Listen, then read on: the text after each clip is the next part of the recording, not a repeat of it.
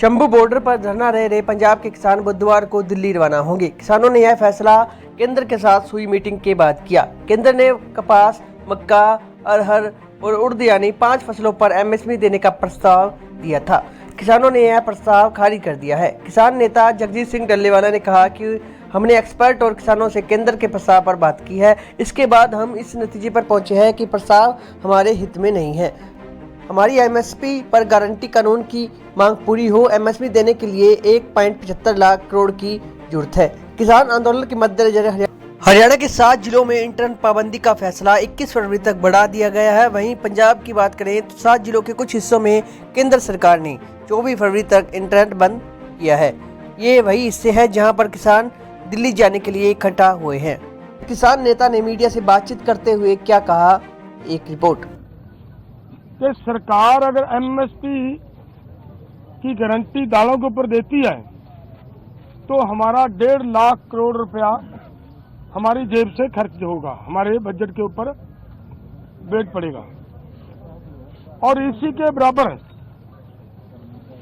एक खेती माहर साउथ का प्रकाश कामारेड्डी जी के अनुसार केवल 1,75,000 करोड़ रुपया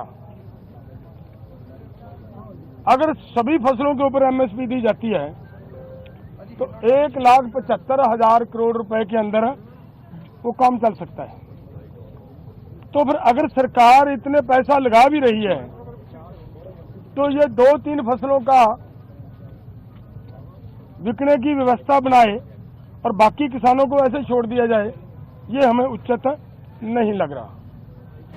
वहीं इसी दौरान किसानों के फैसला लेने के बाद केंद्रीय कृषि मंत्री मीडिया के सामने आए और उन्होंने बताया कि क्या उनका अगला कदम हो गया, क्योंकि सरकार द्वारा 5 जो फसलें थी उस पर जो एमएसपी देने की घोषणा की गई थी उसके तहत सभी किसानों ने उस फैसले को नकार दिया है। जाने मीडिया से बातचीत करते हुए क्या बोले केंद्रीय कृषि मंत्री। सरकार के माध्यम से हमने कोशिश किया कि लगातार वार्ता को जारी रखते हुए हम आगे बढ़ाए और कुछ प्रस्ताव पर बातचीत हुई और उसमें जो आज समाचार प्राप्त हुआ कि उस प्रस्ताव से वो सहमत नहीं है। पर ये बातचीत, ये वार्ता, ये संवाद हमारा जारी रहना चाहिए और शांतिपूर्ण ढंग से हमें इसका समाधान ढूंढना चाहिए कि इस देश के अन्नदाता किसान के लिए बेहतर से बेहतर कैसे हो सके।